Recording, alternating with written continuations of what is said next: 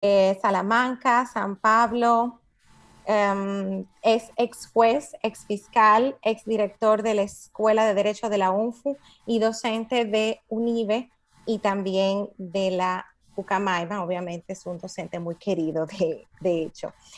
Luego le continúa nuestro querido profesor Víctor Hernández Mendible, quien también es licenciado en Derecho y doctor en Derecho.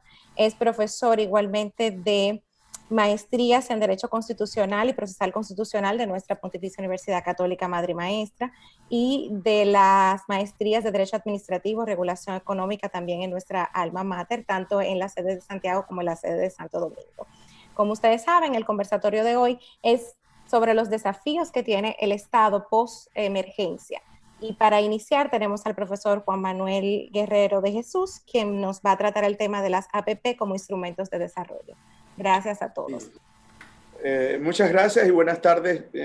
Se impone, por supuesto, saludar la invitación generosa que nos extiende Carmen Luisa y la profesora Miguelina Ureña también desde Santiago. Y es de altísimo honor el poder satisfacer las expectativas de un nutrido público que nos ha manifestado interés de participar junto con nosotros.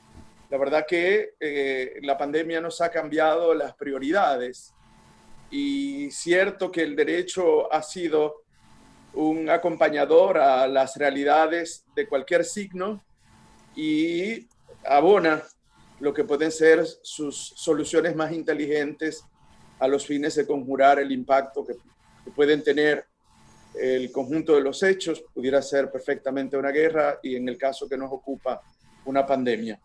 Creo que con carácter general se impone también mencionar que la República Dominicana, por su posición insular y caribeña, esta vez pierde unos chances económicos de magnitud ciclópea, y es que hay unos 6.000 millones de dólares que potencialmente se dejan de percibir durante el año 2020 ante la ausencia de turistas que vienen a labores de solaz y esparcimiento en nuestras playas y en nuestras aguas del mar Atlántico.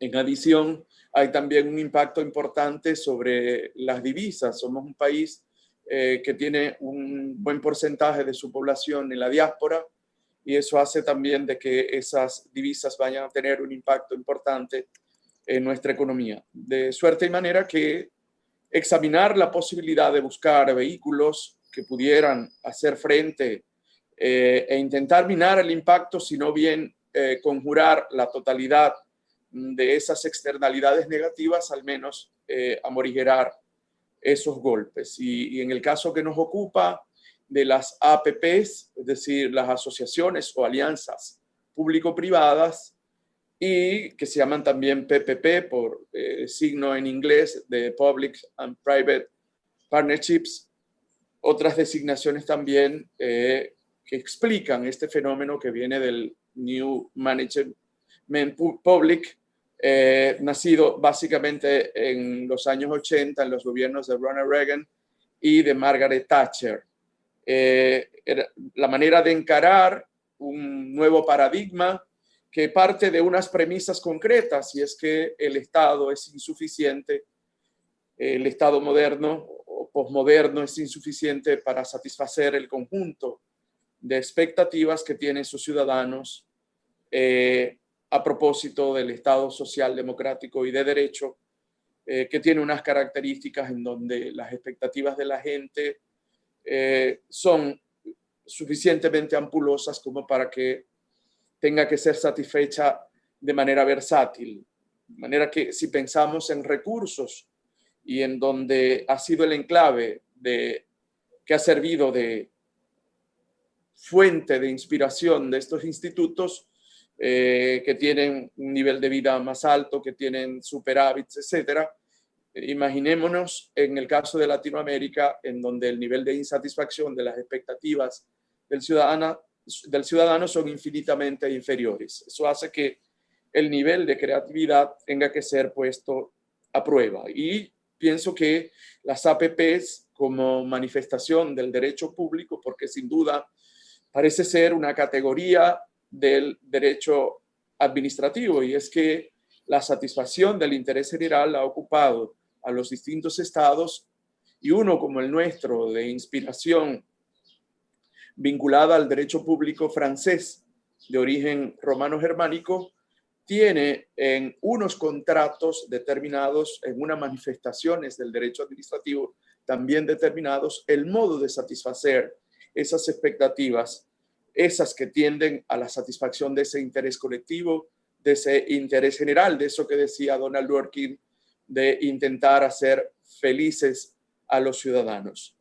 Y si hacemos un cotejo desde el clasicismo, tendríamos que, desde los contratos de obras públicas a los contratos de concesiones públicas, que son contratos típicos del derecho administrativo y que nos evitan la cuestión de examinar un análisis que a veces se hace muy complejo, de saber si estamos en presencia de contratación de derecho público o de derecho privado. No hay dudas de que como contratos nominados, los contratos de obras y los contratos de concesiones de obras públicas son clásicamente contratos del derecho administrativo por su propia configuración, por antonomasia decimos.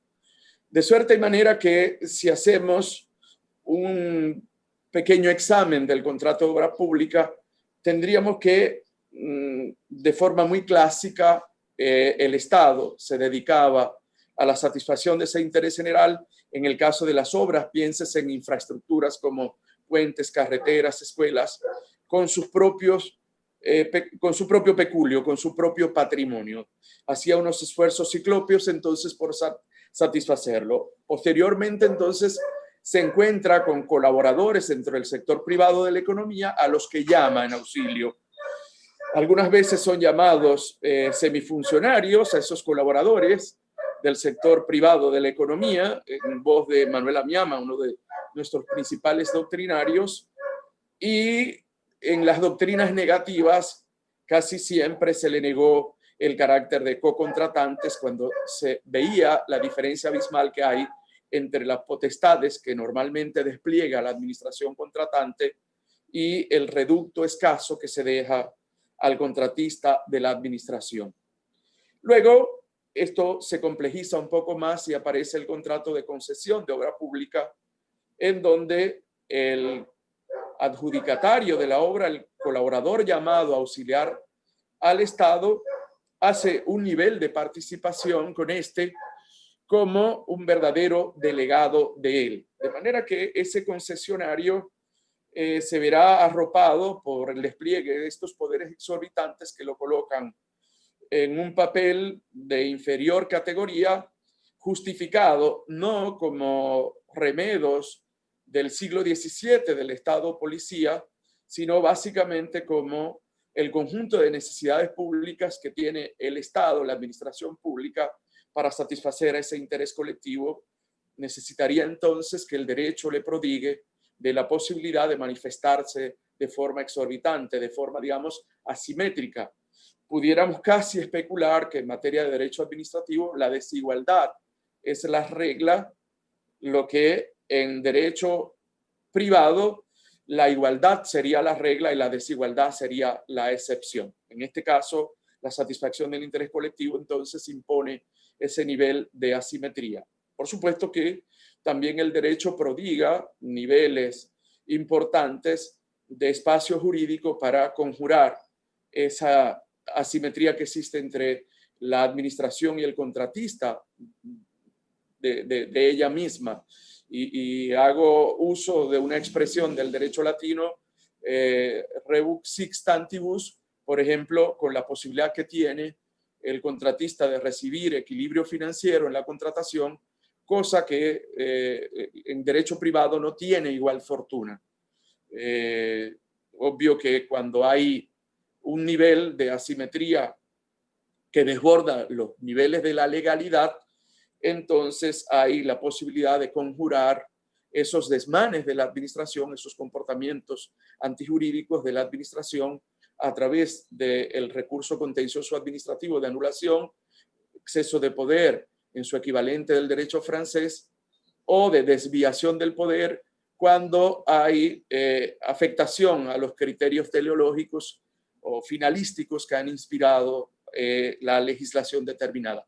No podemos olvidar de que la volitividad hace presencia en el derecho privado a fin de satisfacer esos encargos públicos, pero tiene un nivel de situación inferior al que nosotros podemos imaginar que sucede en el derecho mercantil y en el derecho privado. Y es que el principio de legalidad se impone con fuerza expansiva sobre el conjunto de las actuaciones y exigencias que hace la administración sobre sus contratistas y sobre el conjunto de relaciones jurídicas que encuentra a propósito de la propia formalización jurídica, siendo que la administración, incluso en los casos en donde se manifiesta de manera normativa, pensamos, por ejemplo, en el reglamento, se halla atada por su propio dictado, y así tenemos el principio de inderogabilidad singular del reglamento. Esa administración que dicta un reglamento, entonces se ve inmersa dentro de las categorías jurídicas normativas que crea su propio espacio reglamentario. Y yo creo que eso es importante para que no pensemos que se trata únicamente de unas potestades que se manejan de forma unilateral y que no hay, por parte del derecho administrativo, algún espacio en donde intenta conjurar y someter a niveles de racionalidad a través de test de racionalidad, test de proporcionalidad y de toda la principiología del derecho administrativo, que tiene que ser, por supuesto, siempre vinculada a criterios de dignidad humana y a criterios de justicia como deber ser jurídico.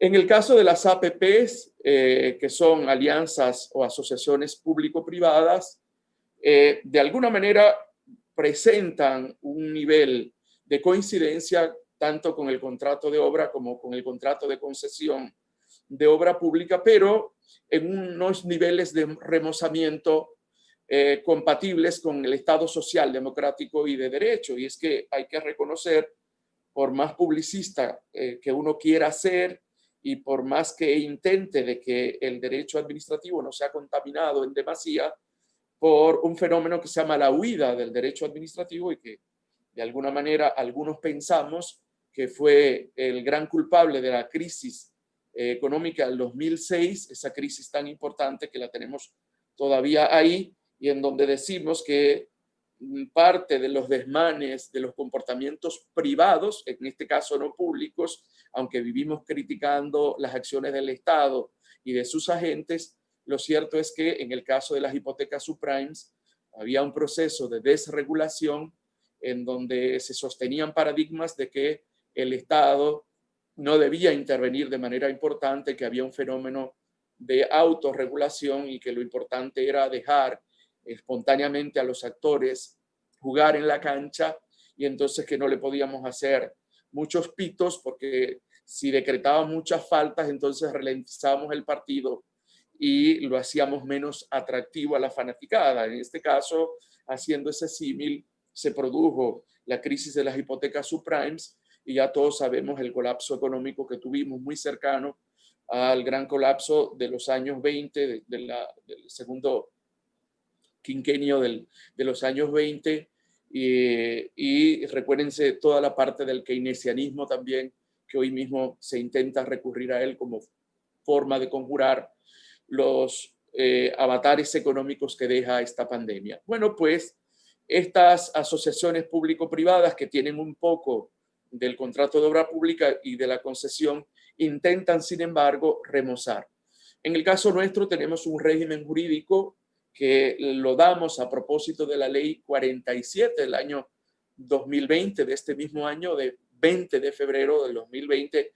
Nos hemos dado una legislación, pienso yo, que es suficientemente moderna para que el ordenamiento jurídico dominicano adopte este vehículo importante de desarrollo que llamado a tener un papel preponderante a propósito de esta crisis. Lo tendremos jugando en la cancha porque lo cierto es que es una legislación que tiene apenas un par de meses y no podemos tener unas conclusiones a propósito de haber observado su funcionamiento en la práctica, sino que auguramos que la presencia de esas asociaciones público-privadas, que por definición del artículo 11 de esta ley 4720 dice que estos contratos que refieren las asociaciones jurídico-privadas son actos jurídico vinculante suscrito entre agentes públicos y privados,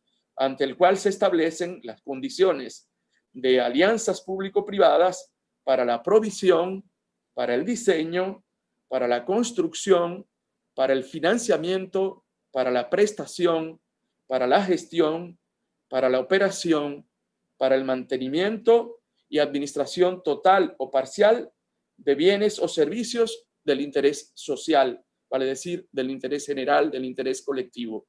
Es una definición suficientemente ampulosa, suficientemente omnicomprensiva, y a decir del profesor Juan Carlos Casaña, es un elemento siempre presente, un elemento preponderante en el conjunto de estas definiciones, incluida una importante que nos da también el profesor Víctor Hernández Vendible, mi compañero de esta tarde, otros que nos brindan autores como Ezequiel Casañe, hijo de ese insigne maestro del derecho argentino también, y de otros juristas del área latinoamericana, que son los más recurridos porque reproducen nuestra propia realidad, como el profesor chileno Vergara Blanco. Pero no quiero mencionar el conjunto de esas definiciones y me quedo con que el profesor Juan Carlos Casañe refiere que estas definiciones y en general las APPs en Latinoamérica resumen la posibilidad de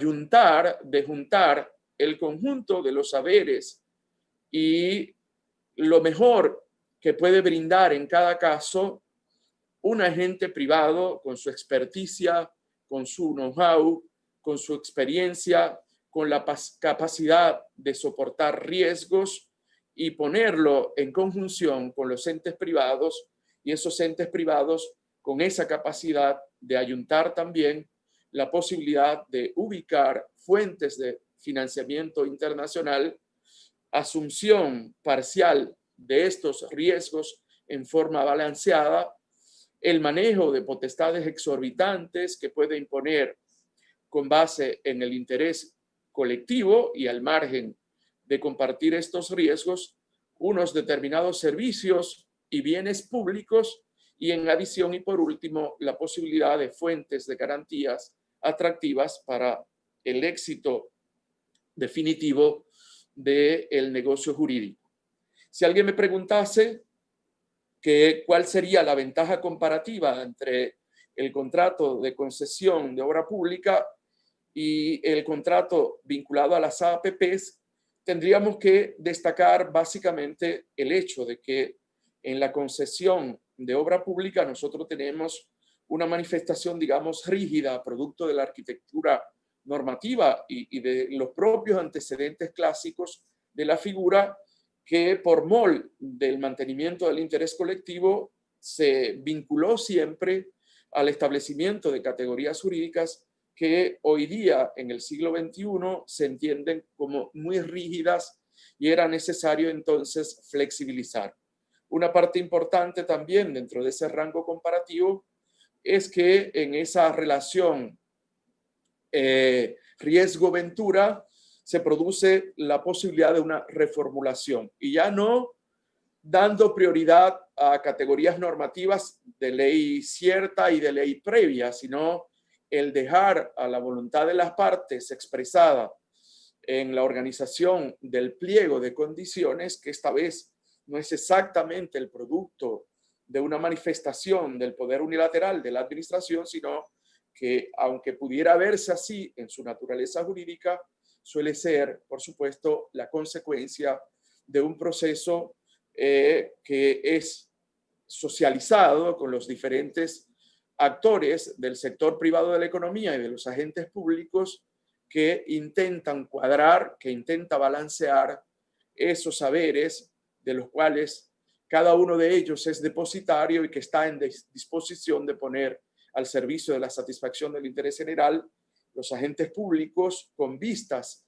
a esa satisfacción y el interés de los particulares con base en lo que podría ser una sumatoria cero, en una ecuación de sumatoria cero de ganar, ganar, a propósito de conservar experiencia, conservar un buen nombre en los mercados públicos y privados con base a exhibir una experiencia que las sociedades aquilatan y que son la mejor carta de presentación en el resto de sus participaciones posteriores.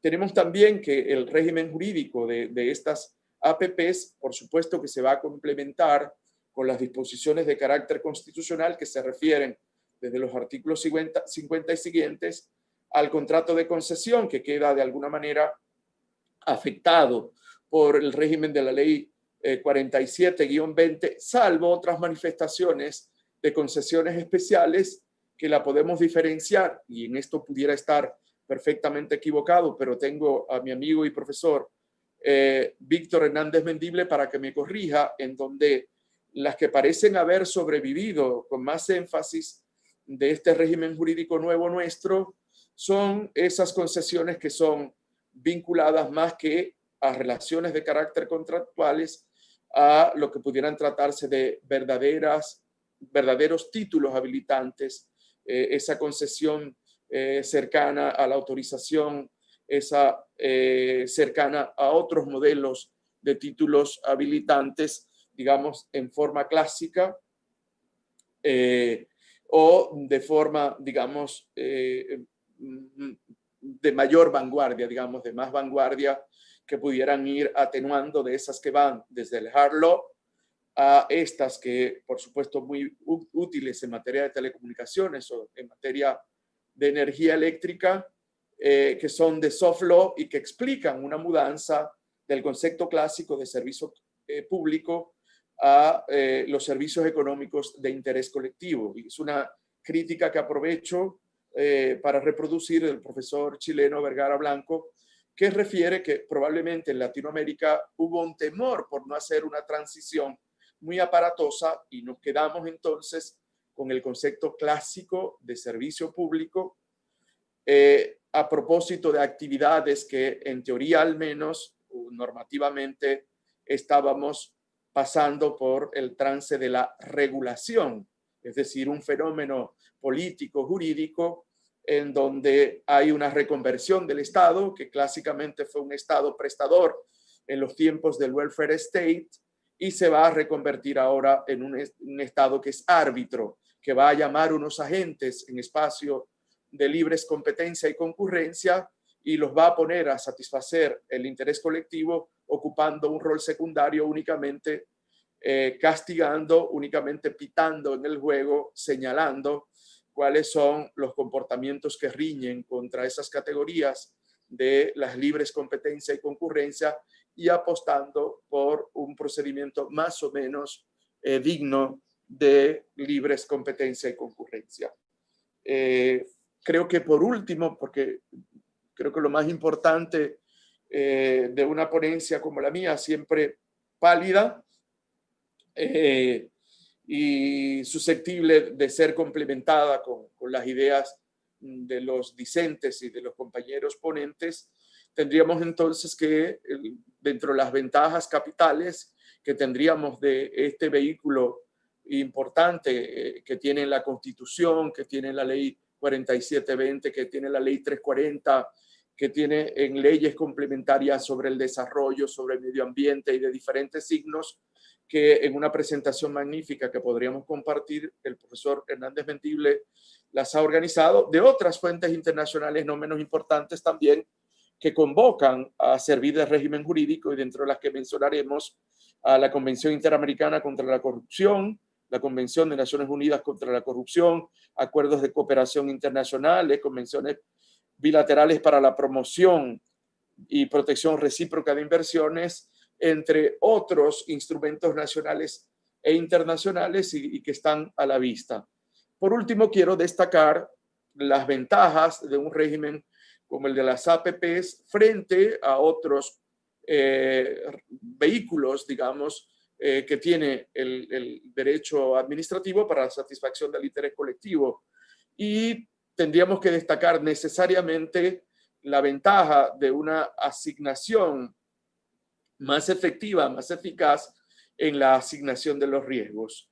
Creo que también poder exhibir un nivel sostenido en los servicios públicos al modo estándar, sin grandes variaciones, sobre todo esas variaciones que pudieran ir en desmedro de ese concepto tan importante para nuestro Estado social, democrático y de derecho, visto de forma clásica o en las nociones modernas de servicios económicos de interés colectivo y otros. La posibilidad de amortizar reduciendo el riesgo de retrasos en la entrega, que es básicamente una manifestación típica de nuestros comportamientos, nuestros hábitos contractuales públicos.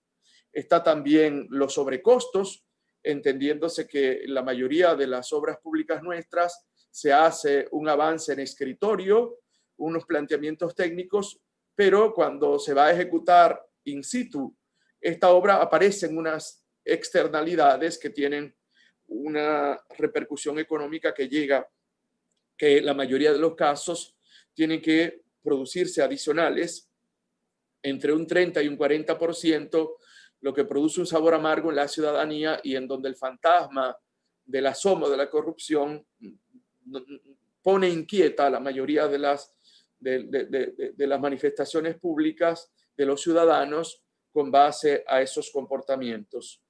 En este caso se produce una suma alzada y luego el conjunto de esas externalidades son asumidas en principio por el desarrollista, por el colaborador de la administración, por el agente privado y hacemos conjurar ese fantasma que decían de la corrupción que se tiene en esas obras adicionales. La posibilidad también de potenciar el uso de los recursos públicos a propósito de que se produce apalancamiento y entonces el Estado puede dedicar sus recursos siempre escasos a la satisfacción de otros intereses públicos vinculados a la salubridad. En este caso viene como anillo al dedo y por supuesto a necesidades de recreación, de expansión, espacios culturales y de cualquier otro signo que consumen los presupuestos públicos y entonces estas APPs podrían hacerse cargo a largo plazo de las grandes construcciones, de las obras ambiciosas que demoran en tiempo sin que haya un sacrificio fiscal demasiado dramático. Y por supuesto, yo creo que por último se impone la posibilidad de incorporar innovación. A los estados se les hace muy difícil incorporar innovación porque parece ser que la innovación es hija de esa naturaleza humana competitiva que tiene que tener unos incentivos propios, no quiero decir egoísta, porque para un público nutrido y tan directo decir que hace parte del egoísmo propio de la condición humana, yo creo que se merece de decir de esas necesidades de competencia propia de la condición humana y hablamos entonces de émulo. Creo que como mi hermano menor es mudo y estoy acostumbrado, Miguelina, a hablar por él y por mí, es suficiente como para que me calle y dé chance a mis compañeros y compañeras, a los discentes, a Víctor Hernández Mendible, que casi siempre tiene mucho más que decir que nosotros, la comunidad jurídica dominicana, y nosotros hicimos algo importante, Miguelina, y yo creo que por ahí también anda Carmen Luisa, y es que le dimos nacionalidad privilegiada a Víctor, que es un miembro de mi hogar, incluso porque mi esposa lo quiere a veces más que a mí, y Sandrita es miembro también, su esposa, de mi familia, entonces no somos amigos, sino hermanos, pero ese fue un estratagema que yo encontré frente a la vergüenza de saber que Víctor sabía más derecho constitucional dominicano que yo, más derecho administrativo dominicano que yo, y más cosas dominicanas que yo, y una manera de conjurar esa pena fue el otorgarle la nacionalidad y la hermandad privilegiada. Así que Víctor tiene muchísimo que decir y que enseñar en una materia tan importante que pudiera ser un modo, un acicate para que nosotros podamos conjurar esta crisis tan peligrosa. Muchísimas gracias, querido Juan Manuel Guerrero, un hermano querido, una persona con una calidad humana extraordinaria. Gracias por estas explicaciones tan interesantes de cómo podemos ver, inyectar un poco de desarrollo económico al país a través de estas herramientas.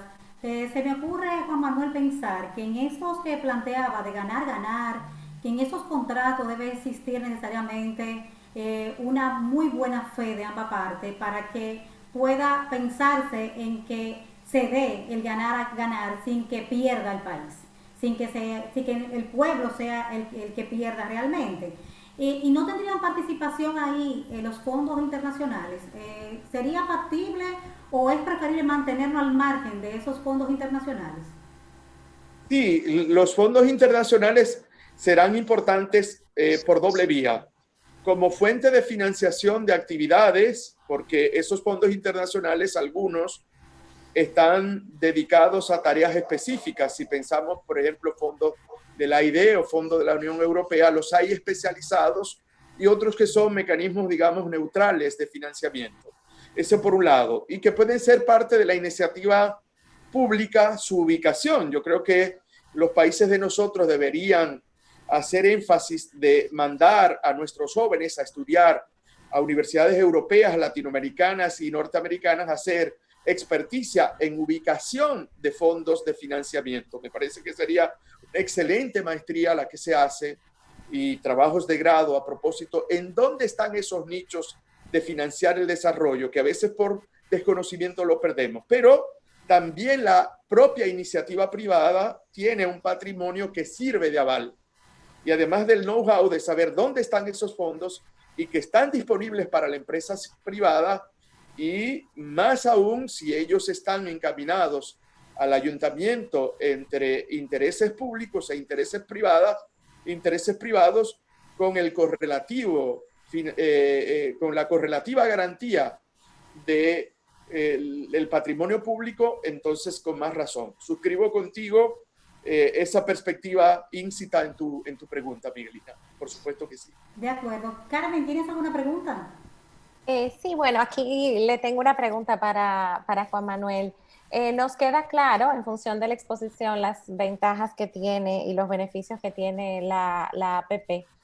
La pregunta sería, ¿qué experiencia comparada se pudiera mostrar o evidenciar sobre, o sea, en el sentido de si ya podemos mostrar una experiencia positiva comparada que se pueda presentar para emular este tipo de asociaciones, por así decirlo? Sí, mira, en términos de cifras, por ejemplo, la friolera de 9.000 millones de dólares para el año 2020 era parte de la planificación concretizada, no planificada, sino concretizada en el Perú, en obras de importancia capital en el desarrollo de las infraestructuras de ese país tan querido, sobre todo los que somos comilones y que hemos descubierto las posibilidades culinarias de Perú. Es un pueblo que amamos, que es un pueblo parte del crisol de razas latinoamericano, tan querido por mí con mi panza. Puedo exhibir, por ejemplo, ese caso de una suma de 9.000 millones de dólares en infraestructura que muy probablemente el hermano país peruano no querría tener que sacrificar de su organización fiscal, de su patrimonio, para dedicarlo únicamente a estas infraestructuras que tienen un tiempo de regresión dilatado, y entonces es necesario atender otras necesidades surgidas. Y yo creo que ahí pudiera tener yo un ejemplo de eso que nos piden expresarnos como posibilidad, y por supuesto que siempre tengo esa posibilidad de andar con un hermano mayor como es Víctor Hernández Mendible, que cuando uno no sale peleando con alguien que lo desafía, dice, no te preocupes que yo vengo ahora, y trae un hermano mayor para chuvárselo, decimos aquí, no sé cómo dicen en Venezuela, pero aquí decimos, yo te chuvo a mi hermano mayor. Víctor, si me puedes ayudar, querido, con tu conocimiento de otras experiencias como la del hermano Pueblo Perú con estas APPs, te pido auxilio. Sí, bueno, buenas tardes. Básicamente, depende de qué área, en qué país. Es decir, hay países donde, por ejemplo, en materia de aprovechamiento hidráulico, de construcción de infraestructuras hidráulicas, han aplicado las APP. Hay otros países donde lo han hecho en las carreteras, en las vías, autopistas. Es decir, no necesariamente la réplica de un país a otro se pasa. Por ejemplo, Colombia ha utilizado para las denominadas, creo que ahorita van por la cuarta, camino a la quinta generación de autopistas, de vías. Esto atiende una clasificación particularmente colombiana, pero han estado utilizando tanto la modalidad de la concesión tradicional, que han ido desplazando por las APP, y esto ha traído como consecuencia, primero, varias reformas legales, por un lado, para irlas ajustando a las necesidades que han ido surgiendo, y por el otro, incluso pronunciamientos judiciales de la Corte Constitucional Colombiana sobre la naturaleza jurídica, las obligaciones, los derechos, etc. Pero digamos, en cada país habría que estudiar caso por caso. Por ejemplo, Guayaquil concretamente en Perú, en Ecuador, es un ejemplo de cómo transformaron el aeropuerto de Guayaquil. El aeropuerto de Guayaquil, cuando uno llegaba, la primera vez que yo estuve, era un aeropuerto muy, digamos, rudimentario en cuanto a su estructura, y hoy en día tienen un aeropuerto que no tiene nada que envidiarle al de Roma Fiumicino, que lo digo porque la concesión, la APP la manejan unos italianos, pero podría ser también el de Barajas o cualquier otro, obviamente en las escalas respectivas, ¿no? Es decir, Guayaquil es un departamento importante, pero tiene buenos recursos económicos, pero evidentemente no es la capital del país, ¿no? Entonces, habría que ver en cada caso qué ha funcionado y qué no. Por eso es importante incluso hacer el balance, no solo de los reportes que hace el Banco Interamericano de Desarrollo, sino también de lo que han hecho expertos que han trabajado en el área, que hay muy buenos y muy calificados en todo el continente. Bien, le recordamos a todos los que nos están acompañando en este webinario o seminario virtual a que reporten sintonía, a hashtag Pucamaima por Twitter, denle me gusta, porque está interesantísimo compartir con estos expertos, así que esperamos que ustedes reporten sintonía y nos digan que sí, que les está gustando este tiempo que nos comparten dos estrellas del derecho de la constitucional y derecho administrativo, como lo son Juan Manuel Guerrero, mi hermano querido, y mi querido amigo Hernández Mendible, donde mencionaba hace un ratito el querido Juanma que hablábamos de contrato de ganar-ganar, y la verdad es que me gusta mucho ese término de ganar-ganar, y tenemos un ejemplo inmediato buenísimo, y es que gana la República Dominicana al quedarse aquí con Hernández Mendible, porque ciertamente que es un excelente profesional, con una calidad humana extraordinaria, un amigo sincero, realmente nos comparte con toda generosidad sus conocimientos, de modo que sí, nos vamos a quedar con él. Ya le está aplatanado completamente. Él es más dominicano que nosotros, y que bueno. Y bueno, la verdad es que le agradecemos muchísimo que esté con nosotros en este seminario virtual que organiza Posgrado Pucamaima, que abre las aulas virtuales para compartir el conocimiento en tiempo de pandemia.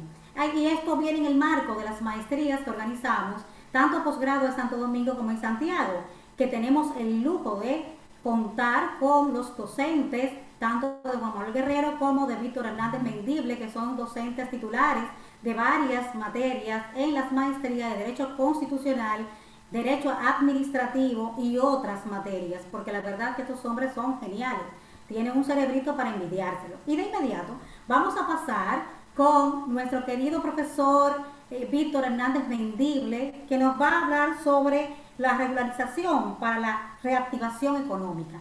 Bienvenido, profesor, y muchas gracias por estar con nosotros. Bueno, buenas tardes. Mis primeras palabras son, por supuesto, de agradecimiento, por un lado, tanto a las queridas profesoras Carmen Luisa Martínez y Miguelina Ureña, que desde tanto Santo Domingo como Santiago, pues siempre han tenido un trato deferente hacia mi persona, y en esta ocasión me permiten colaborar y reunirme, como muy bien lo decía Juan Manuel, con mi hermano, Juan Manuel Guerrero. Hace 15 años que nos conocimos en agosto del año 2005, y desde entonces hemos cultivado una hermandad a lo largo de todo este tiempo junto con las respectivas esposas. que es además el responsable de que yo esté vinculado a la Pontificia Universidad Católica Madre y Maestra, porque fue él quien me invitó ya hace aproximadamente 6 años a participar en las primeras, antes de la reforma de los programas de posgrado, de la especialización, a participar dictando clase allí, y bueno, me he mantenido durante este tiempo. Yo quiero compartir en este breve tiempo, y para completar la exposición que hizo Juan Manuel, una presentación en la cual van a ver ustedes pues las líneas generales de lo que voy a desarrollar. Básicamente la temática que les propongo tiene que ver, a ver si, aquí está. La temática que les propongo tiene que ver con complementar hacia dónde apunta todo este tema de las reformas que se van a tener que llevar a cabo para poder reactivar la economía, y ya van a ver por qué esta dinámica tan particular del día de hoy. El tema que les propongo ver es el modelo de regulación constitucional que tenemos. A partir del modelo de regulación constitucional que existe en la República Dominicana, cuál es el marco legal que está establecido antes de la crisis, cómo se proyectó la crisis y qué incidencia tuvo ella en la transformación de ese modelo de regulación, qué viene después de la crisis o qué puede venir después de la crisis, y si nos da tiempo hacer algún paseo muy rápido sobre el tema del control jurisdiccional, que es un tema que siempre preocupa, con respecto a este impacto que ha tenido la crisis y las medidas que ha tomado el Estado sobre las actividades económicas concretamente. Entonces, comenzando, tenemos que decir el modelo político y constitucional que se tiene contemplado en la Constitución de 2010, reformada en 2015, es un modelo de economía social de mercado y es un modelo político de Estado social y democrático de derecho. Tanto Hermann Heller, cuando enunció su teoría, no se imaginó que 100 años después seguiría vigente y con impacto no solo en Alemania, donde la formuló, sino que se proyectaría a la mayoría de las constituciones de América Latina. Y en el caso dominicano, concretamente, que lo recoge la Constitución en el artículo 7. Pero además, el modelo de economía social de mercado que se puede deducir, no lo dice expresamente, no utiliza expresamente la Constitución ese término, y que elaboró durante el periodo de final de la Segunda Guerra Mundial las escuelas de economía en Alemania, para evitar que se volviera a la tragedia que había generado la guerra y el desastre que finalizó la guerra, por supuesto, que fueron 60 millones de seres humanos muertos y la destrucción de gran parte de Europa. A lo que va a llevar es a proponer una economía social de mercado. Ludwig Erhard, a quien ven en la proyección, es el ministro de Hacienda del gobierno de Konrad Adenauer, que fue el primer canciller después de la guerra y el segundo canciller de Alemania, porque sustituyó a Konrad Adenauer, y es uno de los padres de ese modelo, no es el único, hago la aclaratoria, pero es uno de los padres del modelo de economía social de mercado que permite aplicarle el principio de subsidiariedad, que está expresamente recogido en la Constitución, como todos saben, en el artículo 219. Entonces, dicho esto, debemos ver actualmente estamos viviendo la denominada revolución industrial, la cuarta generación de la revolución industrial. Esta cuarta generación se caracteriza básicamente por dos ideas que me interesa destacar ahora, porque no las vamos a desarrollar obviamente por razones de tiempo, y son, en primer lugar, la existencia de que las fuentes que van a prevalecer durante este periodo de revolución son las energías renovables. Y por otro lado, el cambio climático. El cambio climático viene a alterar todas las condiciones hasta del modelo de desarrollo que habíamos mantenido hasta ahora, digamos, vigente. Pero adicionalmente a eso estamos viviendo una época muy particular, que es el denominado Internet de las Cosas. Esos son digamos, la expresión de la revolución industrial en la actualidad, para ubicarnos en el contexto hacia dónde iba la regulación que teníamos en este momento. La regulación antes de la crisis se caracterizaba porque si poníamos en el centro de ella a las personas, es decir, el Estado actuaba, intervenía, desarrollaba políticas, expedía normas, incidía u orientaba a través de la planificación, el desarrollo económico fomentaba el desarrollo tecnológico, promovía el desarrollo incluso de la pequeña y mediana empresa mediante las iniciativas de fomento de la misma. Buscaba garantizar el funcionamiento de la sociedad y no intervenir sino en aquello que era realmente necesario. Y además se ocupaba del ambiente. Todo esto está recogido en la Constitución, básicamente en un conjunto de artículos al cual el profesor Juan Manuel ya hacía referencia anteriormente, cuando hablan de la dignidad de la persona humana. Artículos 7, 5, 7, 8, 38, 68, todos ellos van a dar las pautas sobre las cuales se debe dar la regulación en general, para entonces llegar a entender un poco dónde se ubica el tema de los servicios públicos a los que se refiere también el artículo 147 de la Constitución. Fíjense ustedes que hay un concepto histórico de servicio público que ha pasado por varias crisis, renovaciones, búsqueda de perfeccionamiento, dudas sobre su vigencia, etc. No hay un concepto de servicio público universal, es importante tener presente, pero sí un concepto de servicio público en el que más o menos todos en cada sociedad entienden que algo que beneficia al interés general, que beneficia a la satisfacción de las necesidades colectivas, debe tener una regulación distinta a las actividades comerciales o mercantiles. Por lo menos así se entendía desde la formulación de finales del siglo pasado en Francia del servicio público, del siglo antepasado, del siglo XIX en Francia sobre el servicio público, hasta llegados los años 80, a los que justamente se refería el profesor Juan Manuel. Luego se comienza a revisar estas categorías, se elabora la tesis que busca conglomerar tanto a los que reconocen el servicio público como a aquellos que no, y se habla de un servicio de interés general que presenta modalidades distintas, porque hay unos que son servicios económicos de interés general, otros que son servicios de interés general que no tienen contenido económico, y además están los servicios sociales de interés general. Básicamente esta es la clasificación sobre la cual se ha redefinido el servicio público histórico en base a permitir o no el ejercicio de derechos fundamentales para que los particulares, para que las personas en ejercicio de esos derechos también puedan prestar los servicios, y además en un marco de garantías de competencia y obviamente con la intervención del Estado, ya no como prestador, sino como regulador. Es decir, la evolución del Estado prestador al Estado regulador, al Estado garante, en la expresión más moderna de ese Estado social y democrático de derecho, lleva a establecer una regulación para la satisfacción del interés general en actividades como la aeropostal, telecomunicaciones, energías, transportes, etc. Todas estas que históricamente entendimos que eran servicios públicos, pero que fueron cambiando a lo largo del tiempo. Esto me refiero, obviamente, en este caso que les estoy hablando, de servicios públicos de naturaleza económica, pero hay otros servicios públicos de naturaleza social a los que me referiré más adelante. Pero resulta que llega la crisis. La crisis es algo que nos va a impactar de manera determinante y no hay que verlo como algo negativo, como siempre se entiende en las crisis, sino qué cosas buenas y qué, o sea, hacer un balance, qué es lo que ha habido de bueno y qué es lo que no estábamos preparados para asumir en la crisis. La Organización Mundial de la Salud, el 11 de marzo de 2020, declara que la epidemia del SARS ha evolucionado a pandemia. Y esto nos cae como una bomba a todos porque a partir de ese momento se comienzan a adoptar una serie de medidas que no estábamos preparados para asumir. De hecho, ha habido un gran debate sobre si esto se trata de un cisne negro o de un rinoceronte gris.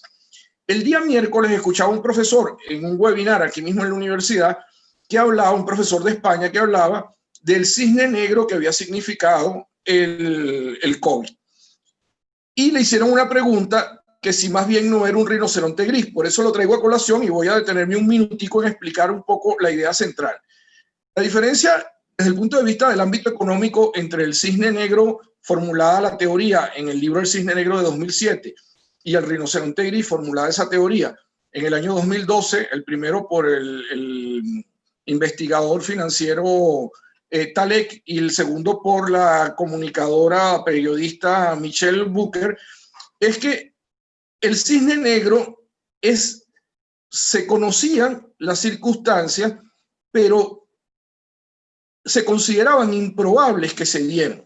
Entonces, al final, nadie como que le ponía cuidado de que eso iba a tener, de que iba a pasar realmente. En tanto que en el caso del rinoceronte, las circunstancias se advirtieron, eran previsibles, se habían incluso diagnosticado, pero no se tomaron en cuenta y se ignoraron simplemente. ¿Por qué planteamos la tesis de que estamos ante un rinoceronte gris y no un cisne negro?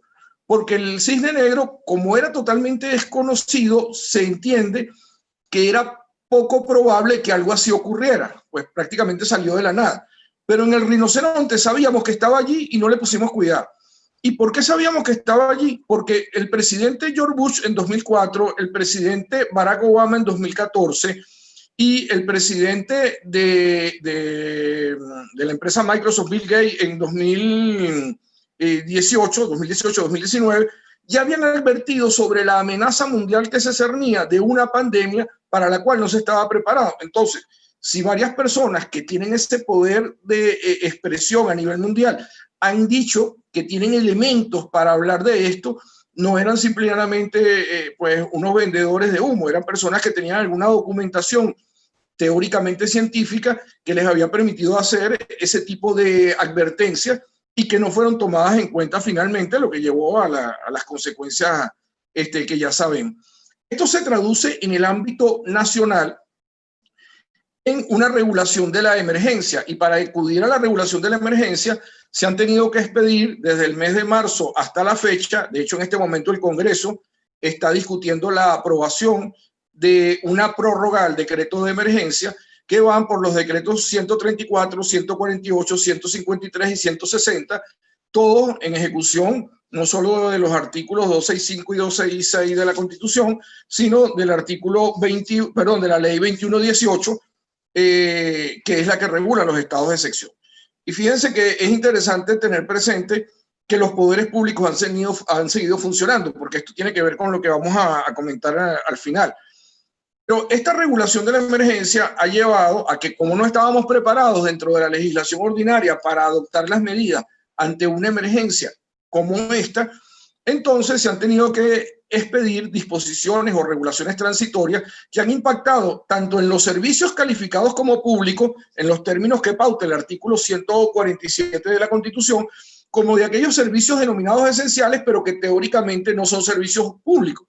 Y esto ha tenido incidencia en las relaciones contractuales entre prestadores y usuarios, ha llevado a impactar en el diferimiento del pago de los servicios, en la prohibición de suspensión o prestación de servicio, en la mayoría de los países, por lo menos de América Latina, y en particular en el caso dominicano, y otras como la reducción de tarifas y exoneración de pagos que no son propios del caso dominicano, pero sí de otros países del continente, según los estudios que se han hecho sobre el impacto de estas medidas en el marco de la regulación de los servicios. Ello ha llevado también a la flexibilización de la garantía del servicio universal, porque hemos descubierto que antes se exigía que había que garantizar un servicio mínimo a todos, y resulta que con la crisis en la que estamos, pues hemos descubierto que hay servicios que teóricamente eran públicos, pero que ahora pueden no ser prestados con las condiciones de calidad o de universalidad que se exigían en condiciones ordinarias a los prestadores del mismo. Lo cual lleva también, por otro lado, que para adaptarse a las condiciones de bioseguridad que se exigen ahora, se tengan que aplicar la denominada cláusula de progreso, de la que hablaba desde los años 60, hace más de 50 años, el profesor José Luis Meilán, y que hoy en día cobra una nueva dinámica en este aspecto. Y por supuesto, un tema importante, consecuencia de estas medidas, se activa el artículo 149 de la Constitución, la responsabilidad del Estado por el ejercicio de la potestad regulatoria. Si el Estado me cambia las condiciones sobre las cuales yo estaba operando y esas condiciones me generan un impacto negativo en mi esfera jurídica particular como prestador del servicio, o obviamente también puede ser como usuario del servicio, entonces nos vamos a conseguir con que se le pueda exigir responsabilidad al Estado. Sobre eso hablaremos muy brevemente al final, porque no creo que me dé tiempo de extender. ¿Esto cómo se traduce en la práctica de las categorías jurídicas que veníamos analizando? Pues íbamos en un avión que desde los años 80 había alzado vuelo y había volado aparentemente, bueno, con algunas tormentas en el camino, pero que había volado bastante bien y se estrelló de repente ante la crisis, ante la bomba que cayó, que desactivó todo el sistema eléctrico del avión y bueno, terminó en tierra. ¿Qué implica eso? Que cuando vamos a la caja negra, que como todos saben no es negra sino anaranjada, por eso la pongo ahí siempre como referencia para estas cosas, se afectaron masivamente los derechos fundamentales.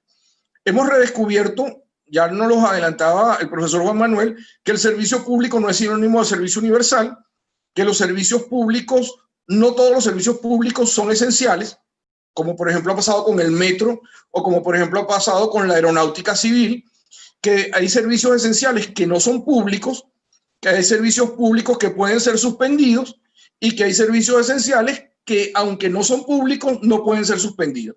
Es decir, el régimen de incluso de servicios mínimos que contempla la legislación en materia laboral, en materia del trabajo, que se debe aplicar en los casos de huelga en los servicios públicos, no ha estado presente tampoco como consecuencia de esto. Fíjense, todos los derechos fundamentales que les acabo de enunciar aquí, sí, y no los he nombrado todos, que se han visto afectados por esta circunstancia de la regulación de la crisis que se ha dado.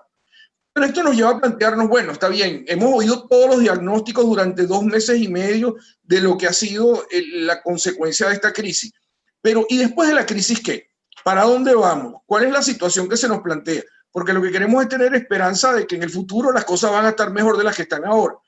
Pues hay que ser optimistas moderados, porque lo primero que nos vamos a conseguir es que el gran legado de la emergencia sanitaria es la recesión económica.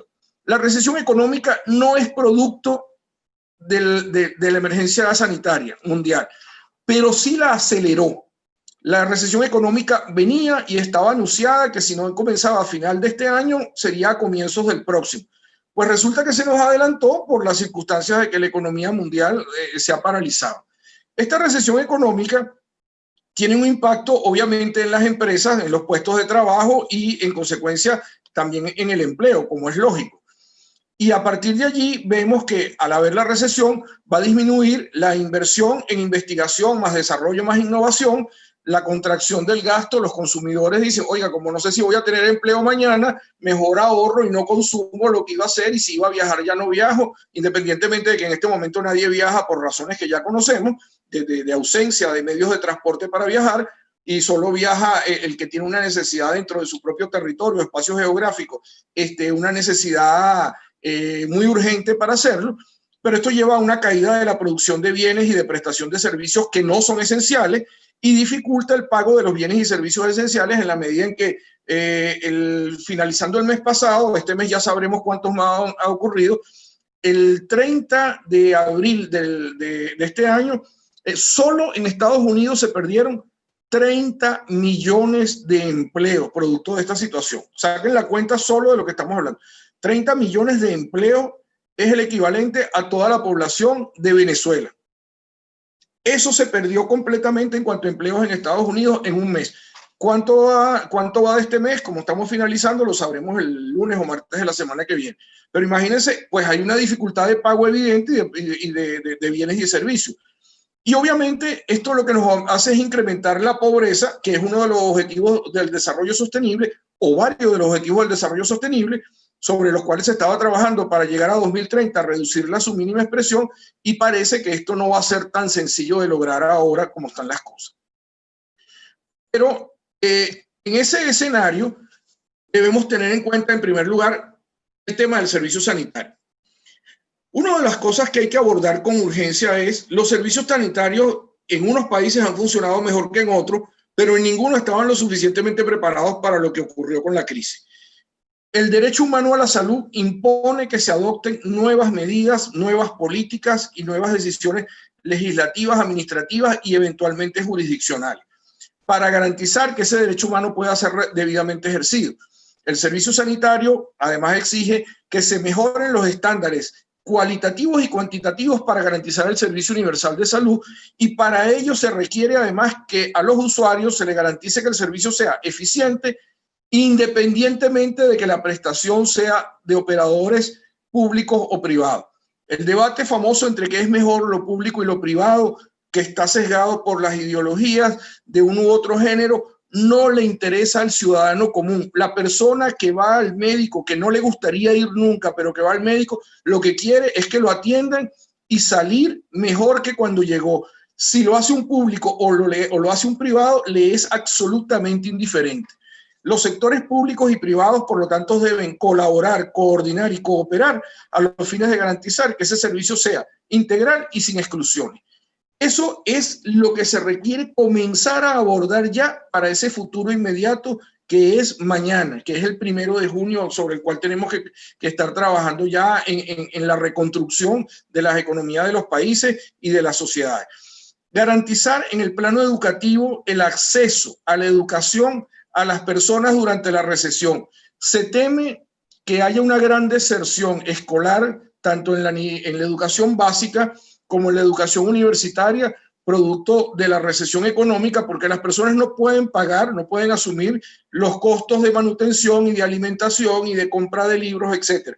¿Cómo se va entonces a garantizar la educación de las generaciones que están ahorita en formación? Es un tema que requiere la adopción de medidas urgentes por parte de los expertos para asegurar que el servicio educativo tenga estándares de accesibilidad, calidad, universalidad y asequibilidad.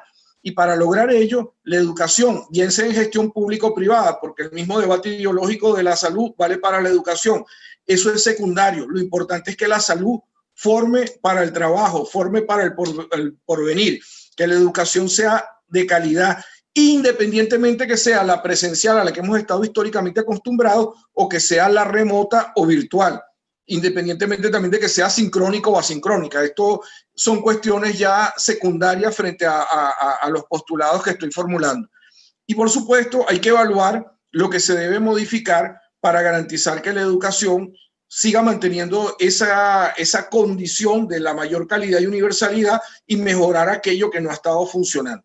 Evidentemente que todos tenemos que revisar, porque creo que hay muchas cosas que hacer y que mejorar en los sistemas educativos de todos los países, de los más desarrollados a los menos desarrollados, pero en el caso concreto del país hay que, incluso diría que es casi que de urgencia, y más cuando va a haber un cambio de gobierno, que el gobierno que se instale pues tenga en cuenta que el tema educativo va a ser una de las prioridades que va a tener que abordar con la mayor urgencia posible.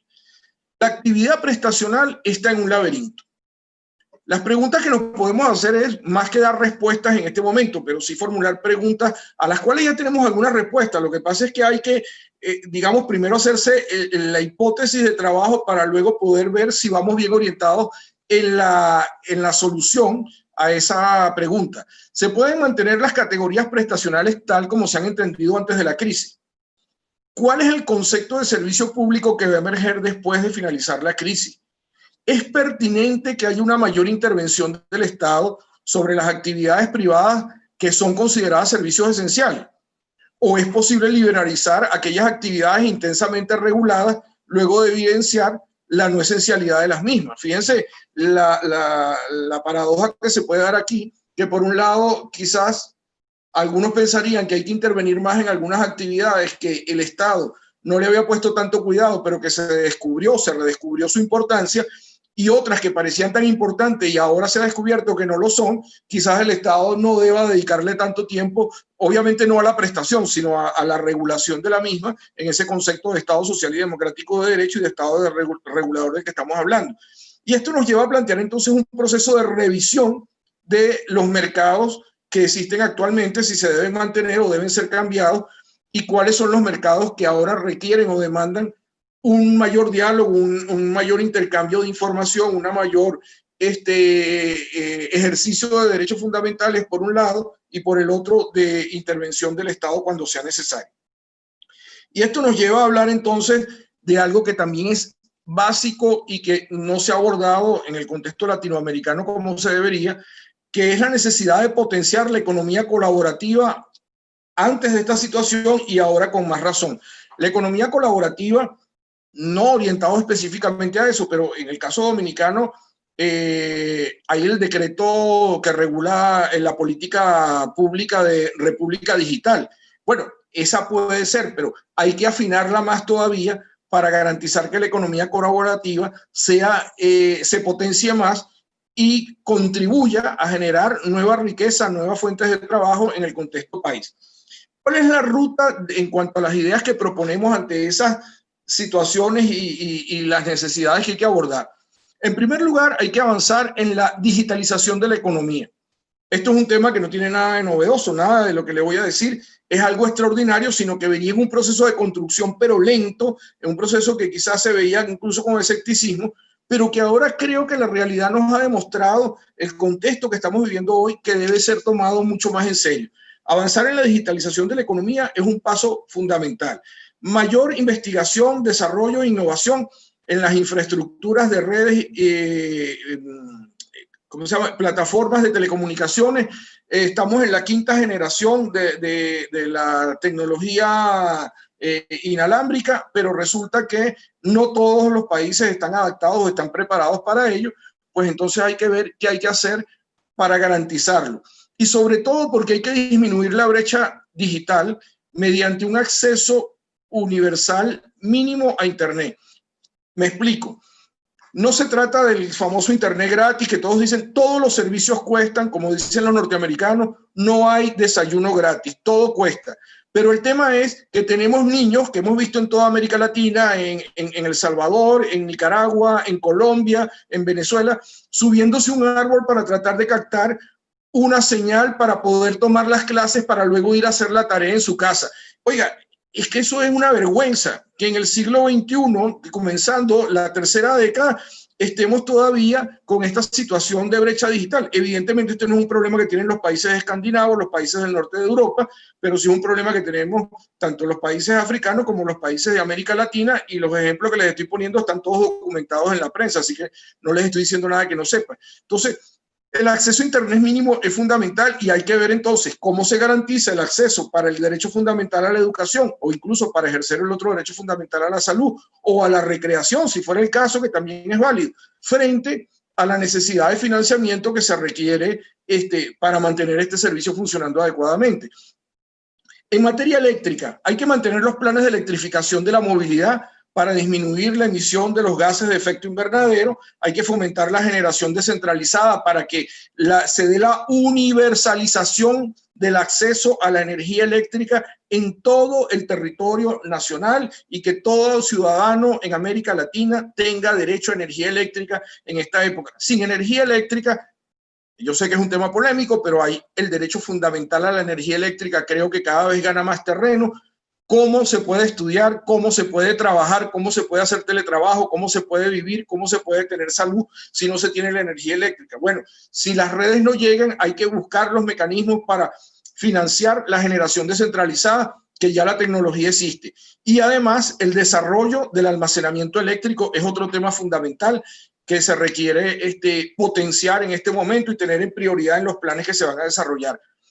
El apoyo a la economía circular, esa economía basada en las 4R, tiene que ser clave para mejorar no solo el aprovechamiento de los recursos que se tienen cada vez más escasos, sino para contribuir a disminuir la contaminación y la desaparición de los recursos, las materias primas que se tienen para la generación de tanto de riqueza como de trabajo y de bienestar. La garantía del derecho de acceso al agua. Tenemos 3 meses oyendo a la gente, al llegar a su casa, lávese las manos, quítese la ropa, lávela inmediatamente. Oiga, pero eso está muy bien dicho cuando uno está sentado en un sitio donde tiene agua potable las 24 horas del día, pero y para el que no la tiene, ¿cómo evita que se pueda contaminar o se pueda enfermar si simplemente no sabe dónde está el agua y tiene que caminar kilómetros para ir a buscar el agua y a veces hasta exponiendo su vida? En el caso incluso, todo esto está documentado, el peligro que corren los niños cuando tienen que ir a buscar agua y hacer desplazamientos de kilómetros para lograrlo, o de las mujeres que son amenazadas cuando van a buscar agua para llevar a su casa para los servicios y las necesidades básicas. Entonces, el agua potable es fundamental que se logren garantizar los medios de acceso a la misma. Las Naciones Unidas ya declaró que el agua potable es un derecho humano, estamos hablando de julio del 2010, lo ratificó en 2013 y luego en 2015, es decir, esto tampoco no es una cosa extraordinaria, pero hay que hacer que ese derecho humano se pueda ejercer. La mitigación del impacto ambiental en el marco del nuevo modelo de desarrollo. Estamos en la crisis ambiental a la que se sumó la crisis económica y a la que se sumó la crisis sanitaria. 3 crisis en el mismo momento y hay que afrontarlas pues de una manera realmente audaz. Hay que ser muy creativo en este momento para ello. Y finalmente, la regulación anticipada y de los riesgos. Profesor Juan Manuel ya ha hablado algo de ello.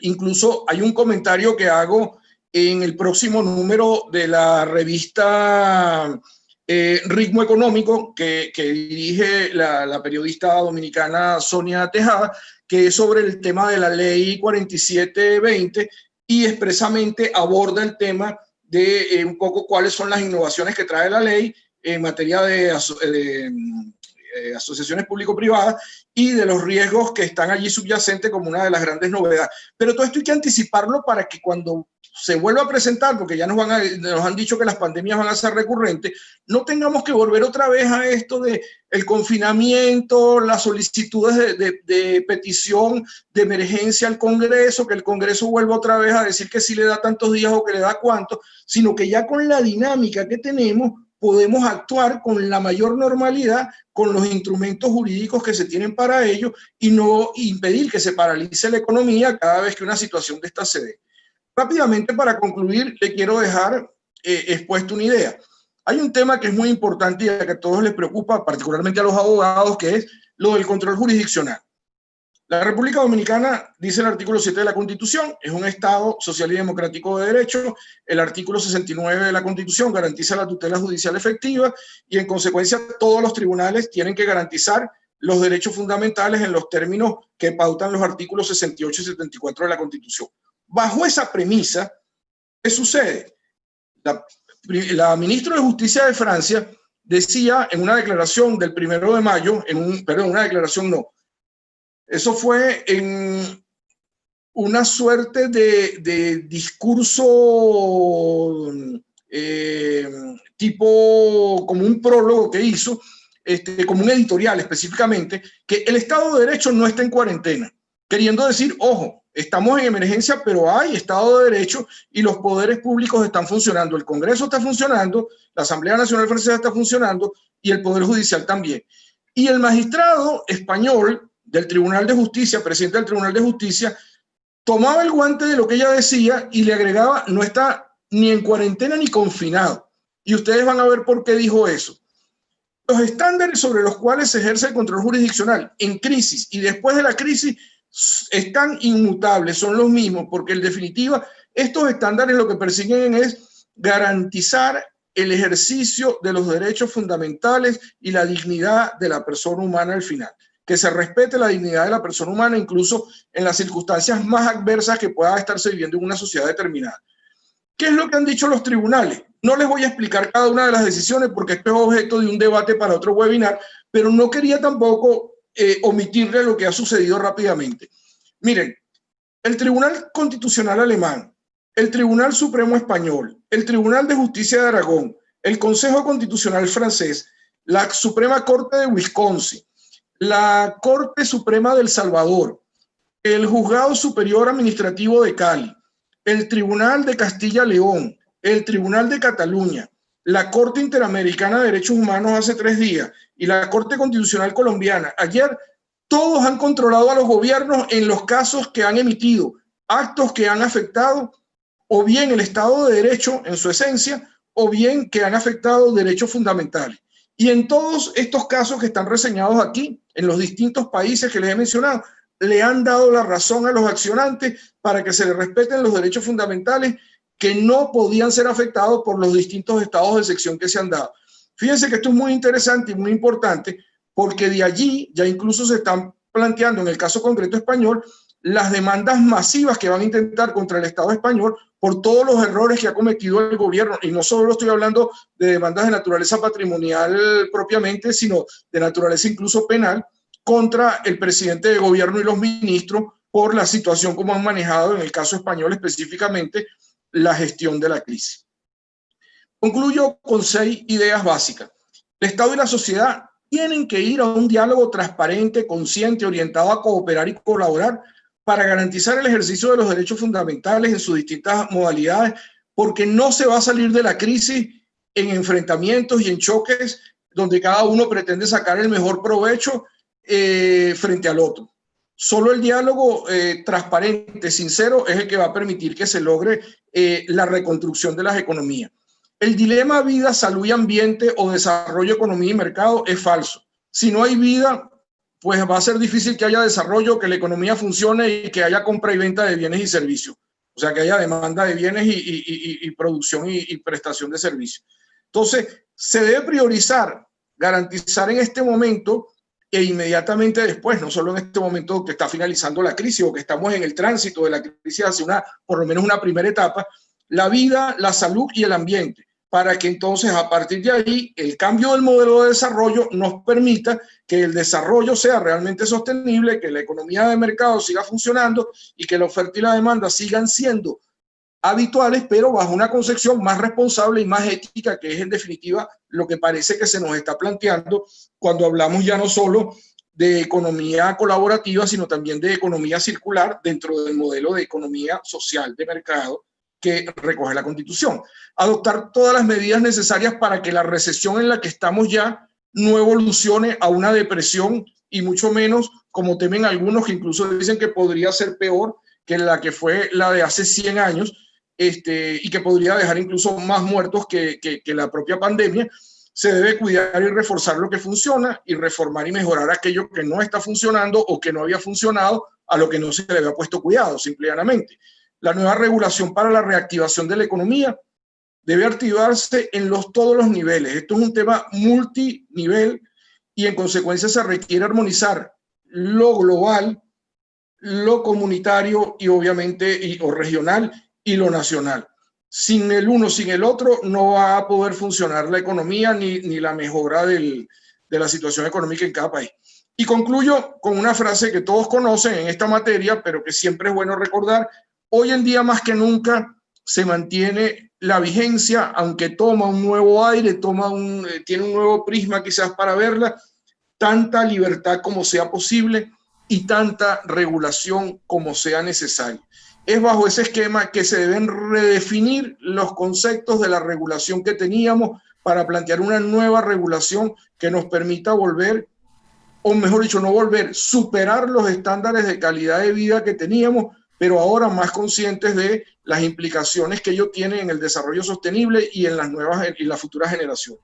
Muchas gracias y quedo a la orden para las preguntas que quieran formular. Muchísimas gracias, querido profesor Hernández Mendible. ¡Wow! Extraordinarias explicaciones. Nos ha dado una cátedra totalmente comprensiva de este tema de la regulación de los servicios esenciales y no esenciales del Estado. La verdad que no es un tema nada pacífico, siempre nos crea muchas dudas hasta qué punto el Estado debe ceder sus servicios digamos, a un ámbito privado. Pero también, por otro lado, nos preguntamos, si el Estado no es tan eficiente con los servicios, pues ¿por qué no regularlo adecuadamente para que haya mayores probabilidades de darlos? Bueno, la verdad es que hay muchas situaciones a favor y en contra de que eso se dé. Y para aprender mucho más sobre lo que es la regulación económica y todos estos temas, pues inscríbase en la maestría de Derecho Administrativo y Regulación Económica que dirigen estos señores que están aquí, y donde ustedes van a aprender muchísimo sobre estos temas, del que yo hoy, solamente con oírlos a ellos en este momento, pues tengo una base distinta sobre el tema. Pero mientras tanto, vamos a seguir aprendiendo de ellos, y aquí tenemos preguntas interesantísimas que nos han hecho los espectadores. Preguntan por acá que ¿ven ustedes realistas realmente que se implemente ganar cuando todo parece que sobreviven los más fuertes? En lo que ellos se preparan para la pregunta, les recuerdo, denos su sintonía, reporten su sintonía. Díganos que le gusta, vaya por Twitter, por Instagram y por Posgrado Pucamaima en vivo. ¿Quién nos responde? ¿Quién de ustedes se anima? Juan. Bueno, yo podría decir que justo este es el papel que tiene el ordenamiento jurídico, justo esa es la tarea que asume el derecho, y es la pacificación de la vida en común a través de ese proceso normativo que intenta el balance entre valores jurídicos superiores al propio ordenamiento jurídico, incluyendo a la equidad, la justicia social. Entonces son esas categorías que ese deber ser jurídico se tienen como referentes para lograr eso, que entre las tendencias egoístas humanas propias de su propia condición, entonces el derecho está ahí para asegurar el balance e incluso imponerlo algunas veces no deseado, pero manu militari. Yo pienso que sí. Ok, preguntan por acá también ¿Qué países actualmente son ejemplos de esta reestructuración post estado de emergencia? No sé si habrá tiempo para saber que algún país sea realmente ejemplo de cómo ha ido viendo el post emergencia. Yo creo que probablemente haya que hacer un balance entre lo que son las respuestas sanitarias, otras respuestas son de contenido social, de auxilio, y otras son de corte económico. Y entonces me parece que si uno piensa en el resumen de políticas públicas generales, hay que sacar siempre plato aparte a los países nórdicos. Son muchos años habiendo vivido experiencias de desarrollo institucional y de identificación y de sensibilización con su población para tener salidas acertadas y oportunas. Pienso que una líder como es Angela Merkel pudiera ser un referente de actuación en un caso como este. No sé qué piensa Víctor. Sí, no, totalmente de acuerdo. De hecho, Angela Merkel y el presidente de Francia se reunieron la semana pasada y ya dijeron los fondos que tienen disponibles para poder ayudar a los países que se han visto más afectados, como son España e Italia. Es decir, tenemos dinero ahorrado, tenemos dinero suficiente y podemos colaborar con ellos. Es uno de los temas que le escuchaba al profesor Luigi Ferrajoli el mes pasado, era decir que la solidaridad era necesaria y que se imponía, porque si no había solidaridad en Europa, se podía resquebrajar mientras unos países no habían prácticamente padecido nada de la enfermedad, más allá de las gripes que anualmente tienen en esta temporada de primavera. Resulta que otros, bueno, la vivieron casi que con un clima de terror, como es el caso italiano y el caso español, que además no son muy cercanos a los latinoamericanos en general, ¿no? Entonces, evidentemente que pues la solidaridad aquí va a ser fundamental, y los países que aparentemente, Francia también ha estado afectado, pero nunca en la medida de sus vecinos españoles e italianos. Entonces, Alemania y Francia estuvieron conversando sobre este tema y bueno, ya están dispuestos a apoyar como lo han hecho siempre. El tema es que el sustento de la Unión Europea realmente son estos dos países. El primer ministro de Holanda, cuando se oponía al tema, yo pienso que al final lo hacía como queriendo decir, bueno, pero ustedes siempre están pidiendo dinero. Y es un poco en aquel juego del policía bueno y del policía malo, que alguien tiene que decir, oiga, pero no siempre los podemos ayudar, pero al final tenemos que ayudarlo, porque no podemos dejar que estos países terminen arruinados con millones de desempleados que al final van a venir a parar también a nuestros países, y va a caerse el Producto Interno Bruto de la Unión y la economía se va a ver resquebrajada y el euro se va a depreciar frente a otras monedas. Entonces, todo esto, cuando se ve de manera integral, lleva a que adopten medidas que, bueno, sean las más racionales posibles dentro del contexto de los escasos recursos que puedan tener para ello. Bien, se dice otra pregunta por acá. ¿Se están evaluando reducir o crear nuevas regulaciones de servicios públicos que estén en este tiempo verdaderamente a favor de las personas? Aquí hay alguien que no cree mucho. El tema es que, sí, por eso les decía, las cosas tenemos que planteárnoslas, y si ustedes recuerdan de las primeras imágenes que proyecté, les decía, hay que poner en el centro a la persona. Incluso para los ambientalistas y los ecologistas dicen, hay que poner en el centro, la persona está muy bien, pero al lado está el ambiente y la naturaleza. Es decir, hoy en día no podemos nosotros simplemente decir que se va a regular para que una empresa gane más. Es que la empresa puede ser que gane si le va bien, pero les pongo un ejemplo. En este momento que ha quebrado Avianca en Colombia, bueno, en Colombia no, Avianca ahora tenía sede en Panamá, pero que ha quebrado Avianca y que va a afectar el tráfico aéreo en todo el continente por la cantidad de rutas que cubría. Que además acaba de declararse también en estado de quiebra dentro de lo que permite la ley norteamericana, LATAM, y que posiblemente Copa diga lo mismo. Pues habrá que buscar mecanismos, no para beneficiarlos a ellos para que sigan volando y cobrando lo que quieran. Hay que buscar mecanismos para que los millones de personas que se transportaban en esas líneas aéreas no queden incomunicados, porque imagínese usted que después que ha estado trabajando, viajando, estudiando, con familiares, etcétera, en un sitio y en otro, y ahora le digan, bueno, hay que volver a los veleros y a los buques del siglo XIX porque resulta que no hay forma de viajar, y entonces usted tendrá que echarse una semana o semana y media para ir de aquí a Europa cuando antes iba en un día y en 48 horas regresaba. Entonces, bueno, para que incluso lo vean de esta manera, que lo que les estoy diciendo, Alemania, que no se caracteriza por meter dinero público en empresas, y porque además hay reglas en la Unión Europea que así lo establecen, que son la prohibición de ayudas públicas salvo casos excepcionales, Alemania va a ayudar a Lufthansa en este momento, pero no lo va a ayudar para que la empresa gane dinero, porque a la empresa le interesa que gane dinero y que pague más impuestos, que eso obviamente es muy bueno que sea.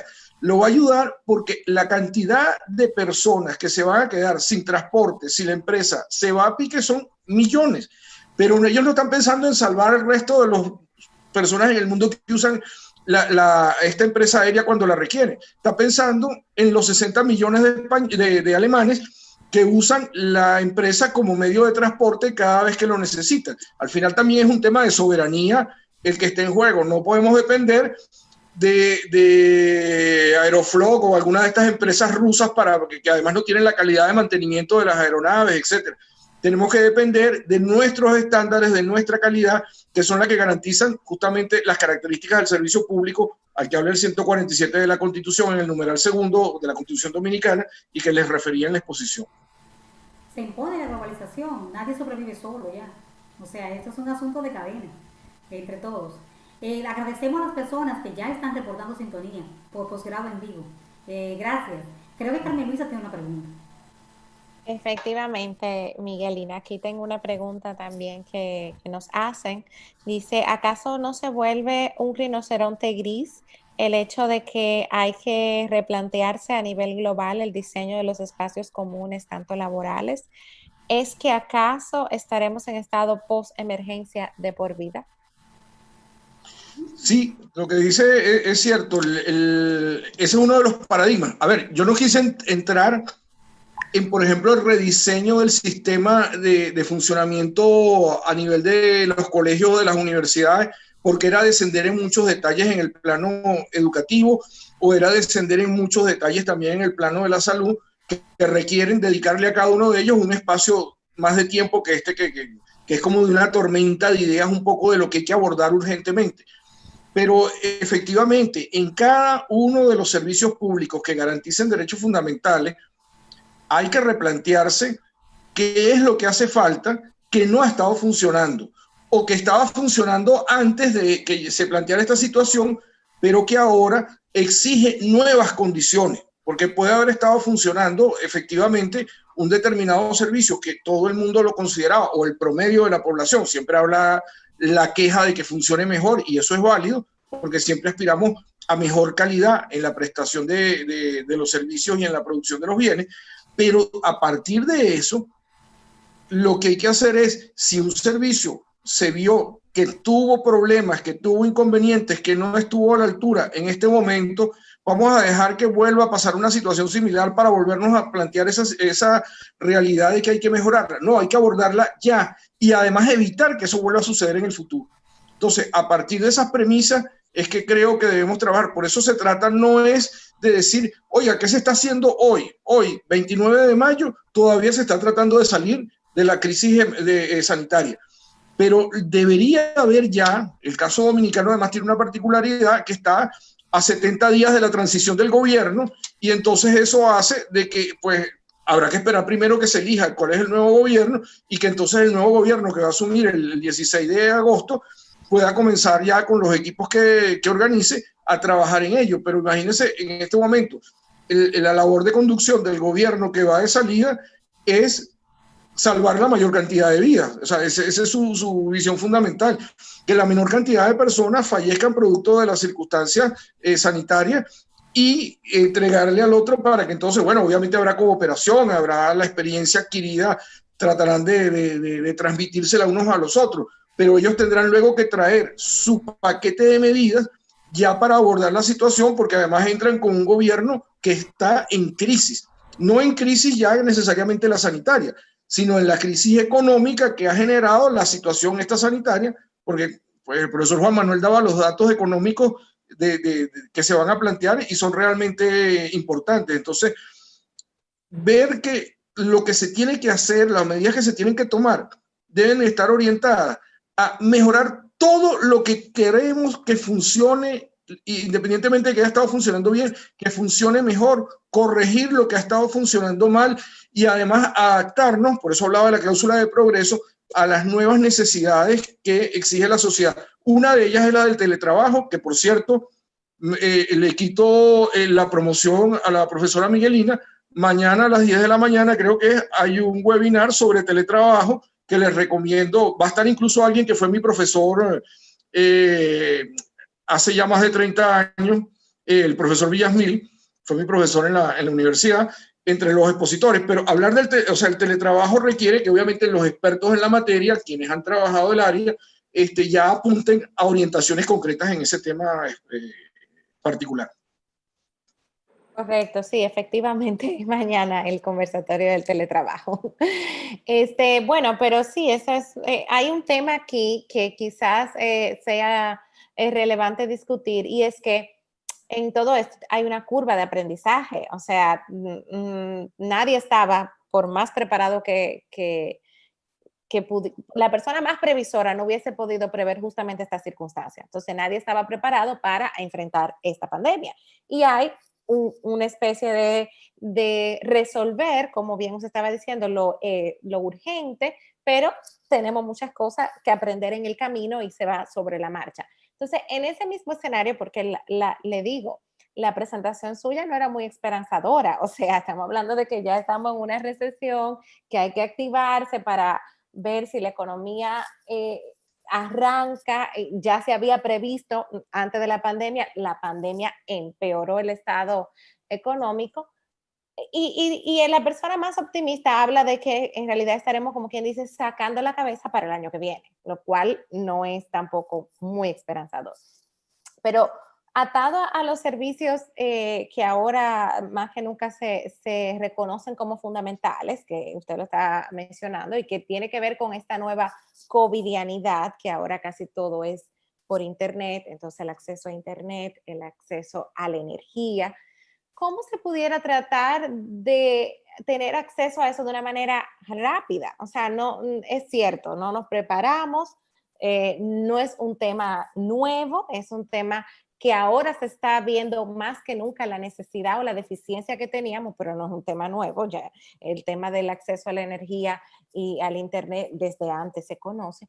Sí. Pero ya el tema es ahora y yo tengo que resolver. O sea, que hay personas que tienen educación, como usted bien dice, por Zoom, por Teams, por la plataforma que fuera, y sencillamente no puedo entrar a la clase porque se fue la luz. Eso es algo perfectamente posible aquí en la República Dominicana. O porque tengo una conexión deficiente a Internet, o tengo que hacer algo de trabajo urgente, pero no tengo el Internet de calidad, o se me cae. Entonces, ¿cómo acceder a ese tipo de cosas rápido? Porque no tenemos tiempo para esperar. Mire, eso requiere justamente, por eso la combinación de lo que he conversado, he tratado de exponerles en estos minutos, con lo que exponía el profesor Juan Manuel Guerrero. Una de las propuestas fundamentales es, hay que buscar la alianza de quien tiene la tecnología, de quien tiene los recursos, darle las garantías para que invierta, obviamente no a cualquier precio. No se trata de que invierta y entonces imponga unas reglas también leoninas, como se diría en el ámbito de los contratos que son desproporcionados en el equilibrio de las obligaciones en el derecho civil, sino que sean unas condiciones razonables, que respeten los derechos fundamentales, por eso insisto en ello permanentemente, y que a la vez garanticen los derechos fundamentales de los consumidores, de los usuarios, y además el efectivo ejercicio de los otros derechos, ya no como consumidor y usuario, sino como persona que requiere para vivir dignamente tener acceso a una serie de bienes o servicios que a través del Internet, de la energía eléctrica, operando regularmente, permiten el aprovechamiento de estas plataformas colaborativas, permiten la formación, la educación, incluso la telesalud, que es un tema muy importante y que se viene hablando desde hace 30 años atrás, por lo menos, y que se deben de poner en funcionamiento si ya no están, o mejorar la calidad de ellas si ya se había estado haciendo. Entonces, cuando usted me dice, ¿qué debemos hacer ya? Mi angustia o mi llamado de alarma es que yo he oído muchos diagnósticos sobre la situación del COVID y lo que ha implicado. Vale, eso está muy bien que se hable, pero y después del COVID estamos pensando qué vamos a hacer como sociedades, como países, como estados, para lo que ya tenemos encima que nos va a dejar como herencia el COVID. Mi planteamiento no es para generar alarma o terror o ser poco optimista, sino por el contrario, por eso les decía, dentro de un optimismo moderado, racional, informado, ver si comenzamos de una vez en paralelo a lo que se está abordando ahora, que es la emergencia, también a ponerle cuidado a lo importante, porque la emergencia ha tapado lo importante y lo importante está quedando relegado. Entonces, lo importante es cómo mejoro la calidad de la salud, de la educación, del transporte, que las personas tengan efectivamente acceso a los bienes y servicios que requieren en este momento como sociedad para vivir con la mayor calidad de vida. Bueno, el profesor Juan Manuel ha hecho uno de los planteamientos, no necesariamente tiene que ser el único, pero ha hecho uno de los planteamientos que es, ante la escasez de recursos del Estado y la necesidad de búsqueda de inversión y de generación de puestos de trabajo, pues entonces las asociaciones público-privadas podrían ser vistas y aplicadas racionalmente una modalidad de ayuda o de colaboración para salir adelante en esto.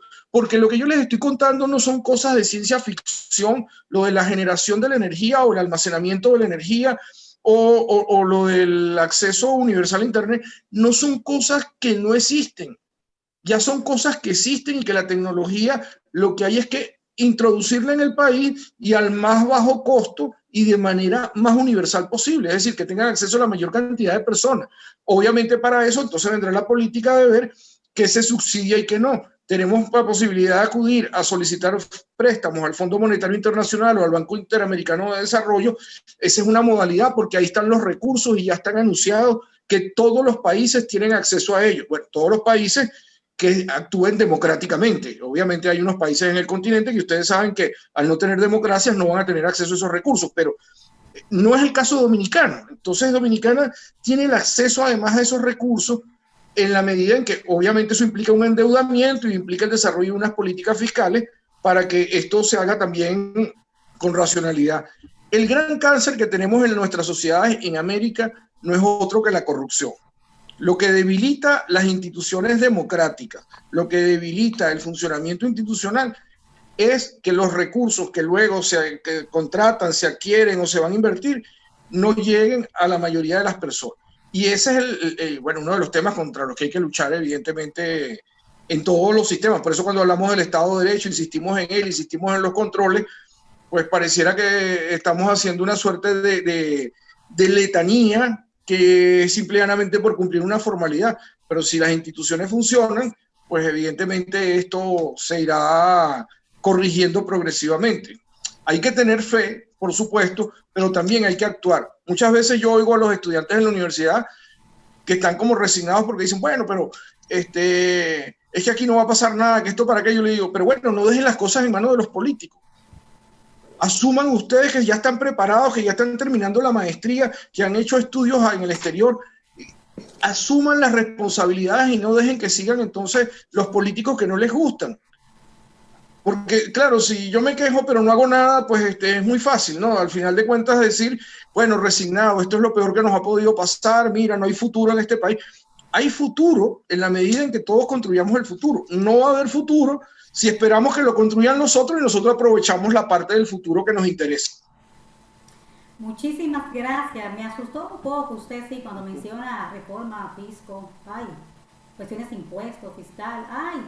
La verdad es que sí, que me asusta muchísimo, pero algo hay que hacer.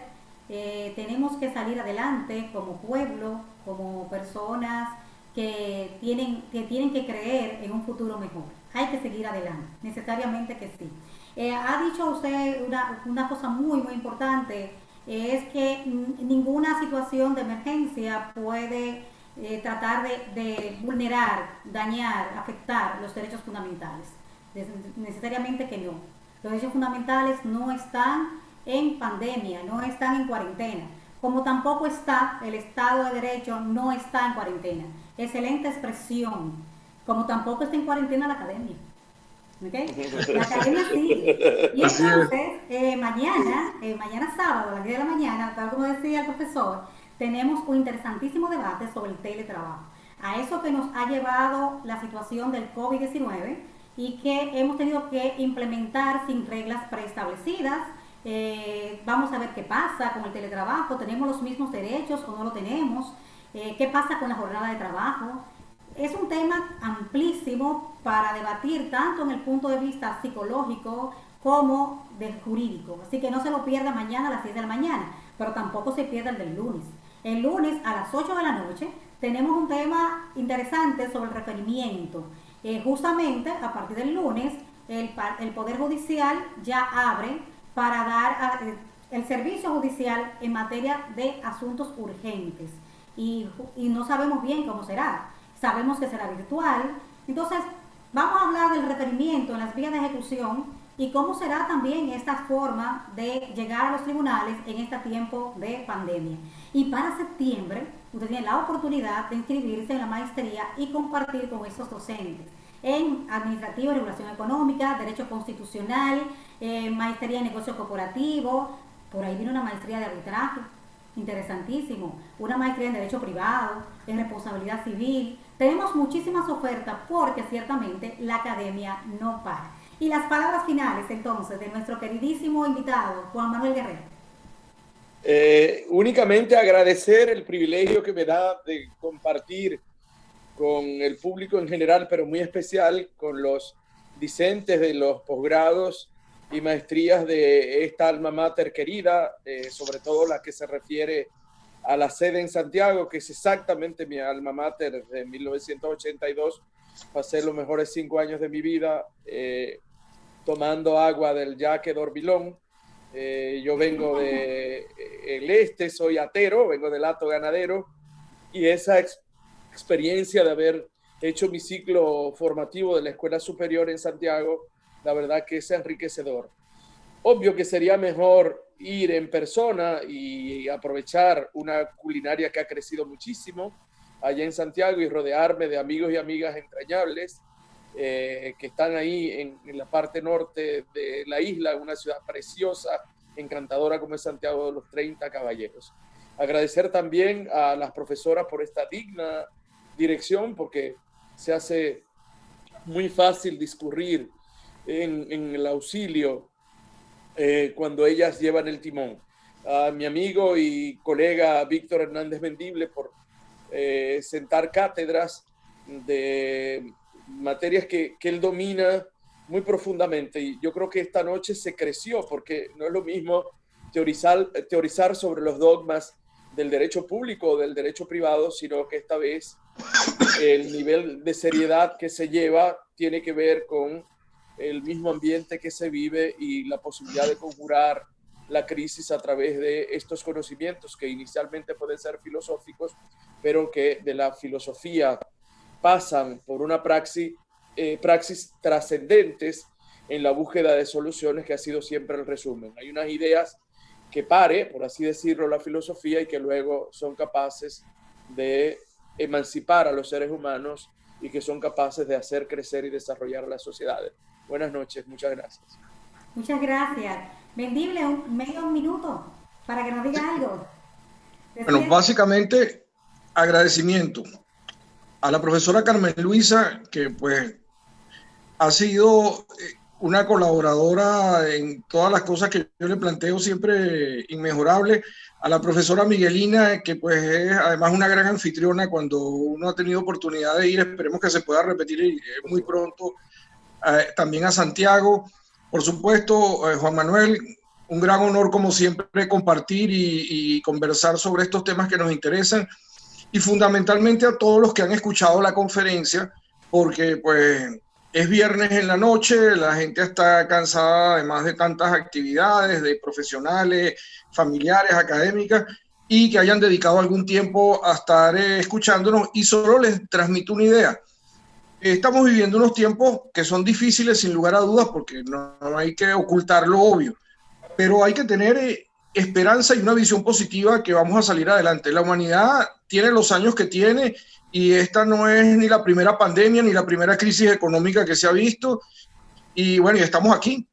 Entonces tenemos que tomar el testimonio de nuestros abuelos y de nuestros padres y avanzar para dejárselo a los hijos y a los nietos. Eso es todo lo que hay que hacer, así que mucha imaginación y mucha esperanza para seguir adelante. Muchas gracias. Muchísimas gracias, Carmen Luisa.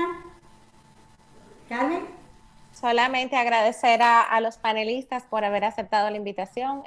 Como bien dijo la profesora Miguelina, la academia no se detiene, no puede detenerse y hay que seguir llevando este conocimiento de calidad. Entonces, muchas gracias por aceptar la invitación y gracias a los que nos sintonizaron por el canal de YouTube. Y gracias obviamente a ti, Miguelina, mi homóloga. Muchísimas gracias a ti, Carmen Luisa, al profesor Mendible, a Juan Manuel Guerrero y muy especialmente a todos los que se conectan para escuchar esta interesantísima conferencia virtual que ofrece Posgrado Pucamaima, Santo Domingo y Santiago. Muy buenas noches, muchas gracias por asistir. Le esperamos en la academia. Recuerden, el Estado de Derecho no está en cuarentena. La academia tampoco. Buenas noches. Bye, buenas noches. Buenas noches. Bye.